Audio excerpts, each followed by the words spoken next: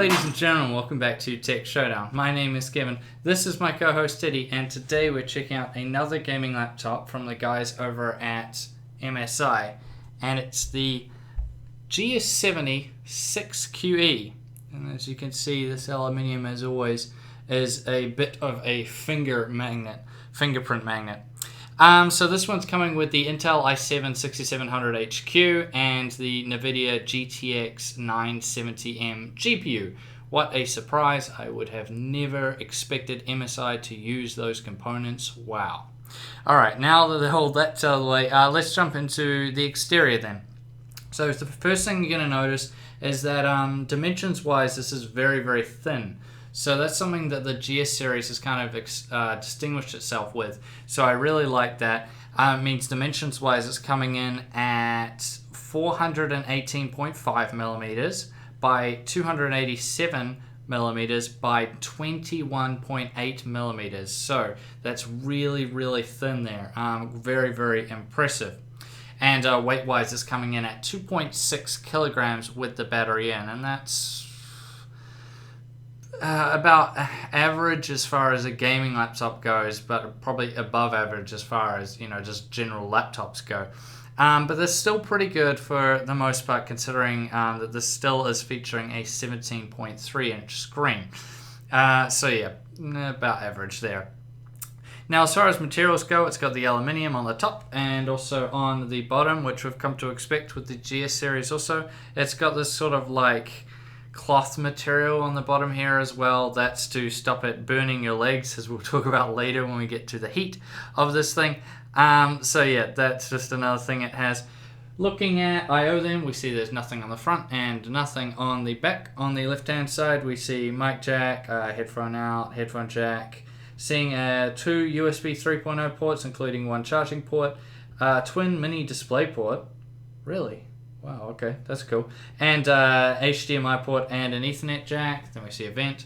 On the right-hand side, we see the secure lock, the DC in for the power, a SD card reader. That's quite cool. And 2 more USB 3.0 slots. So that's all pretty standard there.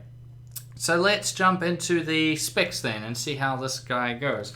So I'll turn it on here while you guys have a gander through the specs. Now, specs-wise, you'll notice that it's very, very similar to the GS40 that we did late last year as my last laptop review of 2015. So that really shouldn't surprise anyone too much, as this is kind of just like a bigger version. Now, I still have an issue that I thought, making a joke about at the start, is that the fact that all these laptops seem to run all the same specifications does kind of bore me these days. I know there's a good reason for it because I do all the performance testing on it. But yeah, I just wish AMD could come to the gaming laptop market. Just please, AMD, either in with a CPU or with a GPU. Just something to, add a bit more competition, because it's all just the same stuff. From Intel and NVIDIA. Alright, so now that we've got that all out of the way and we got the laptop turned on here, let's talk a bit about the screen then. So this is a 17.3-inch 1080p TN panel. It's really good brightness, really good color reproduction. So TN, the big letdown, as always, is going to be viewing angles. However, on this guy in particular, the viewing angles were actually, pretty decent. It's not that bad, it's okay. So yeah, but as far as watching movies on it goes, really good. Gaming, really good. I have no real complaints when it comes to this display. It's pretty good all round, and as I say, tell a lot of people, I don't really mind a TN panel as long as it's a really good TN panel. And you also get the benefit of very fast response times when it comes to a TN panel. Now let's talk about the sound then. So the sound's provided by Dyne Audio. It's up on the top here where I like it. I hate downwards facing speakers and all of that. It just, it just sounds so terrible. I always like the speakers up on top, which they are. So that's really good. It goes, pretty loud, so you're definitely going to be able to crank some tunes out of this guy, that's for sure. And the sound quality itself is decent. It does lack some bass though, which would be my only real criticism with it. Yeah, that's about the only thing. It depends on what type of game you're playing, I suppose, and what kind of music or movies you're watching, but you will notice it. However, there is Nahamic built in. We'll talk about the software a bit later, but that kind of can help alleviate it a little bit, and you can fine-tune it a bit more. Now let's talk about the keyboard there. So lighting up all nice. So this is a SteelSeries keyboard, as we've come to expect from MSI. Now these always do a good job. It's really solid, nice travel, good layout for the most part. The brightness and volume control keys are down on the arrow keys, exactly where I like them, and the rest of the stuff is up on the F keys like normal. So yeah, really good. Lighting looks really nice. You can turn it off if it's not your thing, or you're wanting to save battery power, and you can customize it however you like. So yeah, just another great all-round keyboard from SteelSeries, and I really like it that MSI keeps using them. Now touchpad wise, so this one was kind of a mixed bag, and you guys know that I always have funny problems with touchpads I should say. So the clicking and scrolling is just fine. I have no complaints there. That feels really good. However, the way my finger would slide on the touchpad was a little bit weird. It was a little bit sticky for me sometimes, so that wasn't that good. This might be something that will be alleviated with, you know, more use because it is brand new. However, yeah, I don't really know. And the other thing was that the default sensitivity was way too low from the factory. It was like, you know, seriously low. Like unusable low. So I had to, you know, raise that up heaps. So yeah, the default sensitivity on this particular one I had was really, really, really low. So that was another weird thing that I have to mention. Now, performance. So pretty much what we've come to expect if you've watched any of my gaming laptop reviews in like the last, I don't know, 6 months that have featured the components that this has. But as always, I did my standard lot of benchmarks, so I'll let you guys see them, and then I'll talk about my, you know, user experience.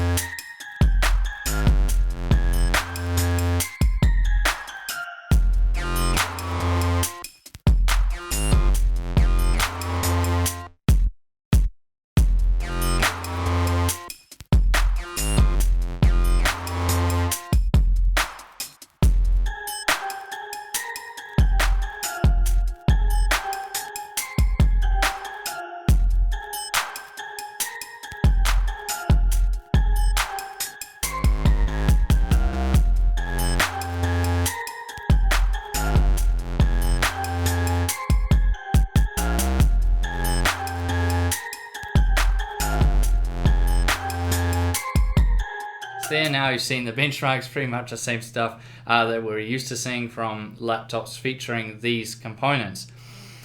So not really much to say there. As far as what it will do for you if you're interested in buying this laptop, it's going to be, you know, good general all-round performance. The 970M is going to do you for all your mobile gaming needs, and that 6700 HQ processor is going to do just fine as well. So, you know, there's a reason why they keep using the same CPU and GPU combo, is because it works really well and it delivers at a it delivers very good value for money performance when it comes to gaming laptops, that is.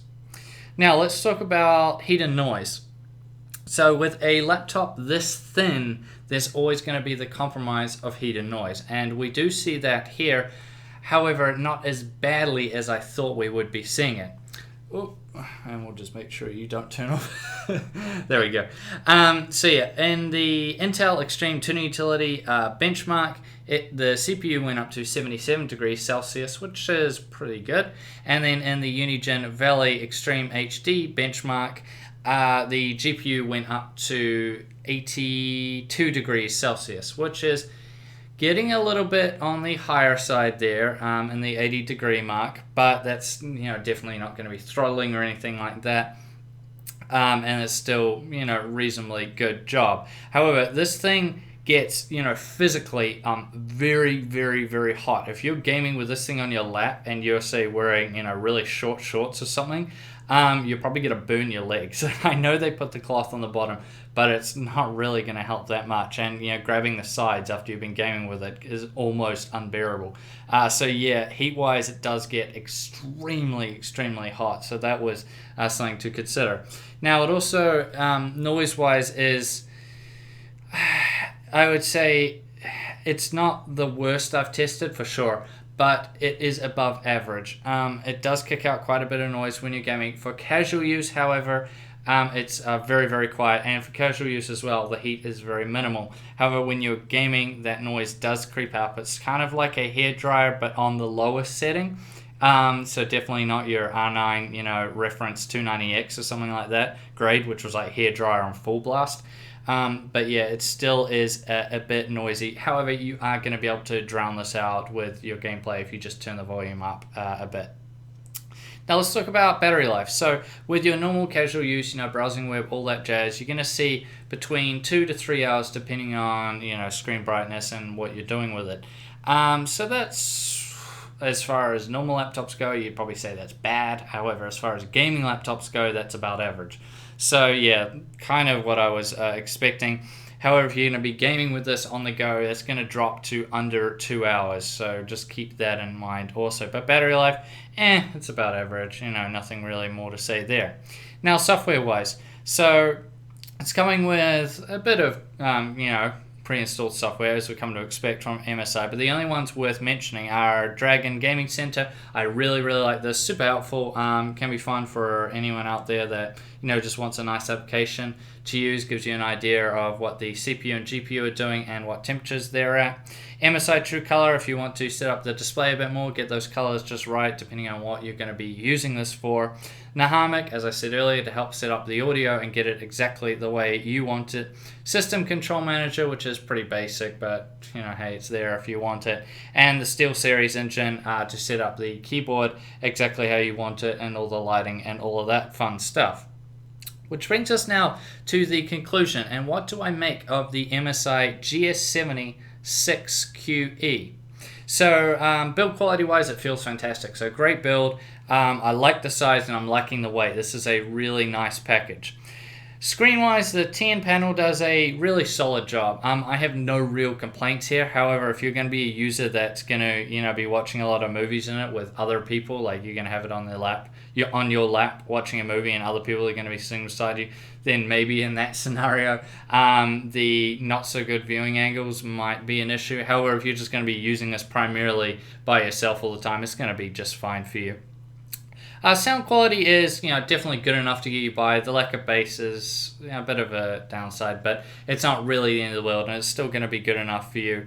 It's another great keyboard by SteelSeries. The touchpad is good, but it does need some adjustment to get it right. At least it did for me. The performance is exactly what we've come to expect from the 970M and 6700 HQ. Really good all round, going to get you by for everything you need to be doing. And heat-wise, it's a bit on the hot side, definitely, but yeah, it's not that bad. However, the physical heat in this laptop is pretty damn hot, so that's something to definitely be aware of. I'd be looking to invest in a laptop cooler if I was going to be purchasing this laptop. And noise-wise, there's a decent amount there. However, it's definitely not the worst that I have tested. Battery life-wise, it's pretty good, pretty standard, and overall, I thought this was a really good laptop. It's basically a bigger version of the GS40, which is what we kind of expected, being that it's a part of the same family. But yeah, I really like the GS40, and I really do like this laptop. It does a really good job all around, and I think it's going to be really, really good for the vast majority of users out there. So if you're in the market for a thin gaming laptop, but you also want a bit of a bigger screen, then definitely have a look at this GS70, because it's definitely worth it. It doesn't really have many drawbacks at all. Now, thank you all for watching this video. Please subscribe to Tech Showdown if you haven't already, and like the video. And as always, I'll see you guys next time.